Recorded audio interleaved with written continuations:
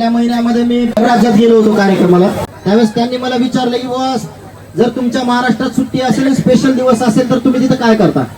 त्यावेळेस मी त्यांना सांगितलं की आमच्या महाराष्ट्रातला माणूस सकाळी उठल्यावर फ्रेश होतो, मॅक्स उद्योग समूहातून आणलेले कडक कपडे घालतो, नंतर श्रीयोग मोबाईल शॉपिंग मधून आणलेला ब्रँड न्यू मोबाईल खिशात घालून सूर्या दक्षिणच्या इडलीच्या शाखेवर जाऊन नाश्ता करतो, नंतर दुपारी मित्रांसोबत हॉटेल शौर्यवाड्याच्या जिल्ह्यातली जी शाखा आहे तिथं जाऊन चिकन आणि मटणाच्या रानवर ताव मारतो.